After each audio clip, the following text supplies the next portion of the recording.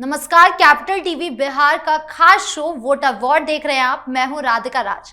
बिहार विधानसभा चुनाव 2025 से पहले कांग्रेस बिहार में काफी एक्टिव दिखाई दे रही है। अब प्रियंका गांधी खगड़िया आ रही है।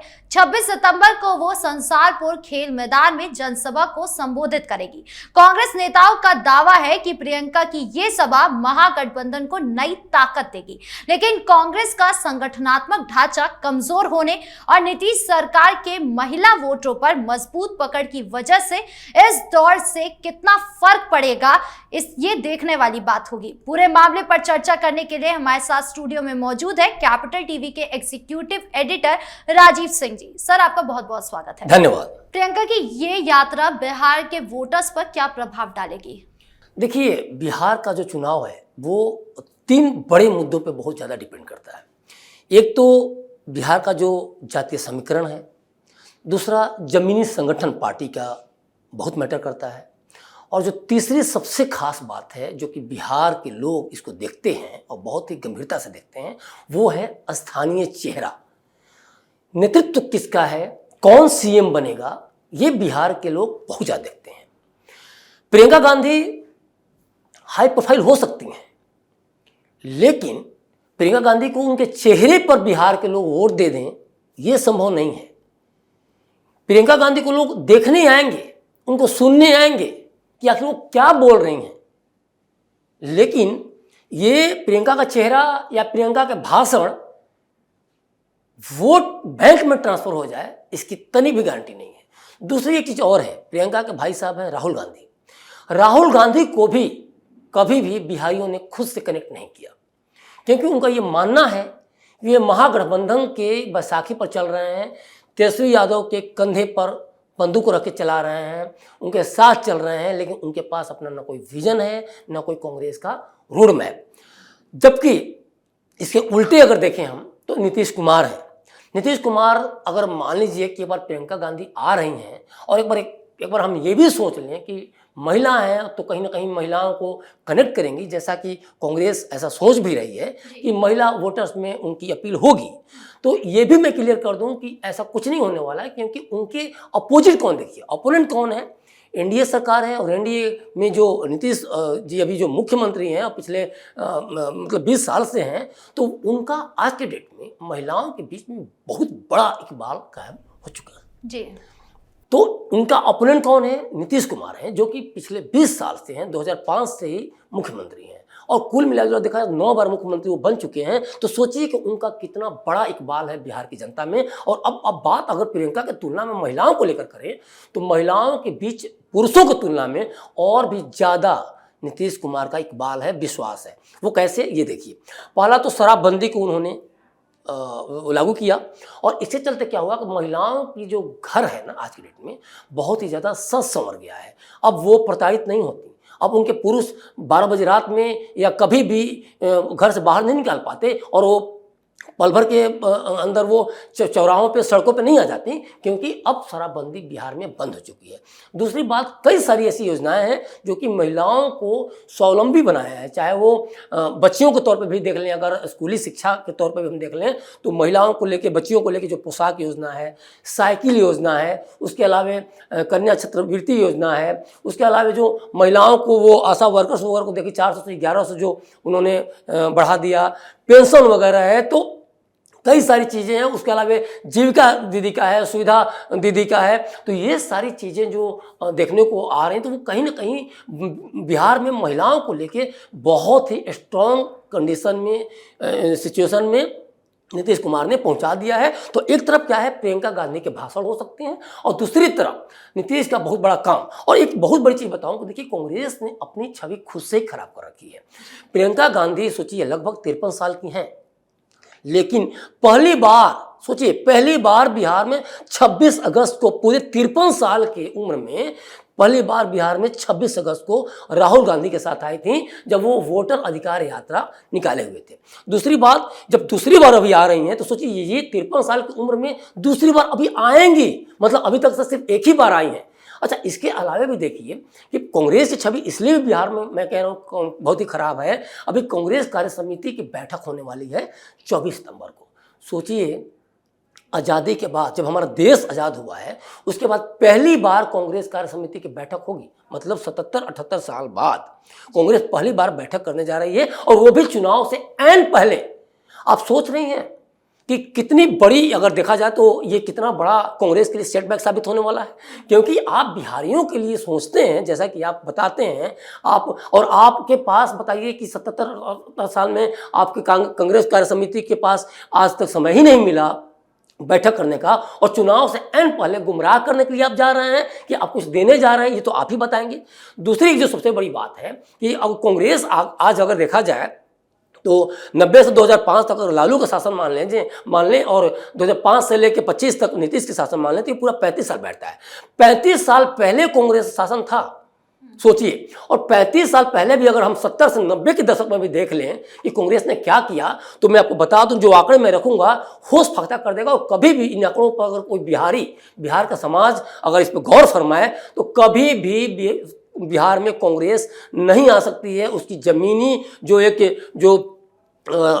ताकत है हमेशा कमजोर रहेगी। देखिए, लगभग 70 से 90 के दशक में 3 बार जगन्नाथ मिश्रा कांग्रेस के सीएम, बिहार के सीएम, कांग्रेसी पार्टी के बिहार के सीएम रहे। उन्होंने, देखिए उनके समय में क्या हुआ, 100 कंपनियां लगभग बंद हो गई। सिंदरी, बरौनी, हजारीबाग की बड़ी बड़ी कंपनियां बंद हो गई। उसके बाद पूरे भारत में जो उत्पादन होता था, औद्योगिक उत्पादन होता था, वो 1% पूरे भारत का 1% बिहार में हो रहा था। और उसके बाद जो रोजगार का जो है, जो आज बड़ी बड़ी पलायन की बात करते हैं कि पलायन हम रुकवा देंगे वगैरह वगैरह, इनके समय में क्या पलायन का हाल था, इनके समय में जो बेरोजगारी दर थी वो दुगनी हो गई। पलायन की बात जो आप ये बार बार अभी मुद्दा उठा रहे हैं, अभी चुनाव से जस्ट पहले अब ये यात्रा पर है, तो पलायन भी लगभग 15 से 20 लाख लोग पलायन कर चुके थे। सोचिए ये कितना बड़ा, अगर देखा जाए तो कांग्रेस अभी भी जो गुमराह कर रही है, आज उसके पास उसकी बातों पर, उसके विजन पे, उसके रोड मैप पर लोगों का विश्वास नहीं है, तो आज ये कितना बड़ा कारण है। दूसरी तरफ एक चीज़ और देखिए, जब एनडीए सरकार जब विकास का जिस तरह खाका उसने पहुंचाया है, चाहे रोड की बात हो, चाहे अस्पताल की बात हो, चाहे पीएमसीएच में 5500 बेड की बात हो, चाहे 7 जो राजद के समय में जो 7 मेडिकल कॉलेज थे, उसके बाद 27 मेडिकल कॉलेज की बात हो, चाहे एम्स दुगनी की होने की बात हो, या फिर अन्य सारे विकास की बात हो, तो या सड़कों के चौगुना होने की बात हो, तो जगन्नाथ मिश्रा के समय से लेकर अगर लास्ट तक देखा जाए 90 के दशक तक, तो कांग्रेस ने पूरे बिहार को मटिया मेट कर दिया। तो ये पूरा का पूरा मामला बताने के लिए काफी है, पूरे आंकड़े जो हम बता रहे हैं कि कांग्रेस सिर्फ और सिर्फ अवसरवादी राजनीति में विश्वास रखती है, बिहारियों को मूर्ख बनाने में विश्वास रखती है। अगर इसके पास कोई विजन होता, कोई योजना होती या कोई रोड मैप होता, तो शायद बिहारी कांग्रेस की बातों पर विश्वास करते। जी सर, ये तो बात हो गई प्रियंका गांधी की। अब दूसरी तरफ बात करें, राहुल गांधी और तेजस्वी यादव आजकल साथ नजर नहीं आ रहे। राहुल गांधी जो है वो दिल्ली के अंदर अलग अलग बम कहें या फुलझड़ी जो है वो फोड़ने में लगे हुए हैं, और दूसरी तरफ बिहार में बिहार अधिकार यात्रा में तेजस्वी यादव बिजी हैं। तो इस बार क्या चुनाव से पहले कुछ नया देखने को मिलने वाला है, या दोनों भाई जो सो कॉल्ड भाई हैं वो आजकल अलग दिखेंगे? अब देखिए, दोनों भाई क्या कहेंगे, राहुल की उम्र तो देख ही रही हैं और तेजस्वी की उम्र भी देख रही हैं, लेकिन एक बड़ी चीज़ है कि दोनों को दोनों देखा जाए तो एक तरह से बिहार से भगाए हुए हैं। आप कैसे समझिए, 20 साल पहले लालू यादव का शासन था और 35 साल पहले कांग्रेस का शासन था। दोनों के दोनों बिहार से भगाए गए। मैंने इसलिए कहा कि दोनों का शासन बहुत ही ज़्यादा बदनाम रहा। एक का शासन रहा जंगल राज के लिए बदनाम, दूसरा अपने घोटालों के लिए, और जिस तरह से पलायन की कंपनियां, जिस तरह से लोग पलायन की 15-20 लाख एक मतलब उसमें 3 साल में, तो ये सारी चीज़ें बहुत ज़्यादा देखने को मिली। तो ये एक चीज़ बताने के लिए काफ़ी है कि ये दोनों एक दूसरे का बस अवसरवादी राजनीति में ये भी विश्वास करते हैं कि भाई मेरे को मौका मिले तो आप मुझे आगे करो, और मुझे मौका मिले तो आपको आगे करूंगा, लेकिन अंदर कुछ और पकड़ा है। देखिए, कुटुंबा सीट की एक बात मैं करता हूँ कि औरंगाबाद जिले का है, वहाँ क्या अभी हुआ कि 13 सितंबर को कांग्रेस ने बैठक की और वहाँ राजद शामिल नहीं हुई, और इसके बाद क्या हुआ, कुटुंबा पे सोचिए कांग्रेस का प्रदेश अध्यक्ष खुद वहां खड़ा होता है, 2 बार से विधायक भी है, लेकिन राजद क्या कर रही है, तेजस्वी यादव ने अभी वहां सुरेश पासवान को आगे कर दिया है। सोचिए कितना बड़ा मनमुटाव, कितना बड़ा मनभेद है। जब जानते हो कि कांग्रेस तुम्हारे साथ महागठबंधन में है और उनका पहले से प्रदेश अध्यक्ष, कांग्रेस प्रदेश अध्यक्ष खुद वहां टिकट से खड़ा होने वाला है, तो आपने अपने सुरेश पासवान को अलग कर दिया और एक तरह से उनको एक तरह से बैठाने का काम कर रहे हैं। तो एक तो ये लड़ाई देखने में आ रही है। दूसरी एक बड़ी बात जो है कि लगातार कांग्रेस ये कह रही है कि मैं 76 सीटों पर लड़ेंगी, बल्कि उसने 36 उम्मीदवारों की तरह से घोषणा भी कर दी है कि ये इनका एकदम फिक्स है। तो तेजस्वी यादव से बिना पूछे महागठबंधन का नियम है भाई, घटक दल हो अगर तो एक दूसरे से सलाह करके आपको आगे बढ़ना होगा जी।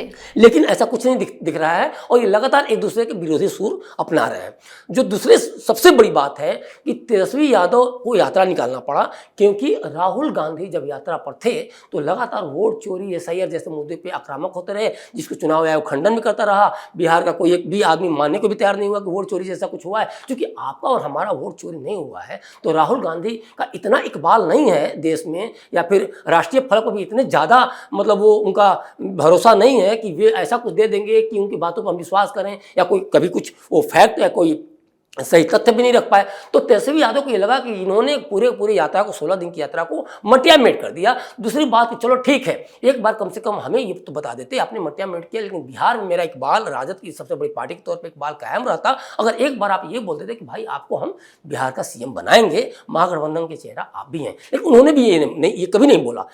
हुआ क्या कि तेजस्वी यादव जब देखे कि भाई अगर हमें कोई पार्टी, हमारी पार्टी कोई वोट देगा तो आखिर CM फेस कौन है? राहुल ने तो अनाउंसमेंट किया नहीं, मुझे ही 2 बार बोलना पड़ा, सारण में बोलना पड़ा, पटना में बोलना पड़ा। तो फिर उन्होंने क्या किया, 5 दिन की यात्रा पर, जो कि आज उनका आखिरी दिन है यात्रा का, तो वो यात्रा पर निकल गए। ठीक है, अब यात्रा के दौरान भी उन्होंने बहुत कुछ चीज़ें देखी जो कि कहीं ना कहीं राहुल को हो सकता है कि खुशफहमी राहुल पाल लिए हों कि जिस तरह से उनको सुपौल में उनकी गाड़ियाँ रथ यात्रा को रोका गया और जो मुस्लिमों द्वारा जो कहा गया गठबंधन हम लेंगे, लेकिन राहुल तो कभी नहीं चाहेंगे कि मुस्लिम को इस तरह से वो करके और आप अपना सीधे प्रत्यक्ष लाभ आप खुद ले लें। तो ये भी कभी नहीं चाहेंगे कि सेकुलर को और इनको लेफ्ट जो खुद को अपनी सेकुलर पार्टियाँ कहते हैं उनको नाराज़ करें। तो उन्होंने कुछ भी कहने से इनकार कर दिया। अच्छा, दूसरी तरफ एक चीज़ और है कि राजद जो लगातार भाजपा का डर दिखा के वोट हासिल करना चाहते हैं मुस्लिमों को, तो मुस्लिम नाराज हो गए हैं कि हमें अब स्पेस चाहिए, हमें नौकरी चाहिए, हमारे बच्चों को के हाथों में रोजगार चाहिए। तो ये पूरा का पूरा बताने के लिए ये पूरा काफ़ी है कि ये यात्रा जब राहुल की फ्लॉप हुई एक तरह से तेजस्वी की नज़र में, तो तेजस्वी आगे आए फ्रंट फुट पर खेलने के लिए कि भाई कम से कम अपना जनाधार बचा लो, हमारे जो मुस्लिम और जो यादव जो हमारा समीकरण पे हमारा पूरा 35-40% जो वोट मिल जाता है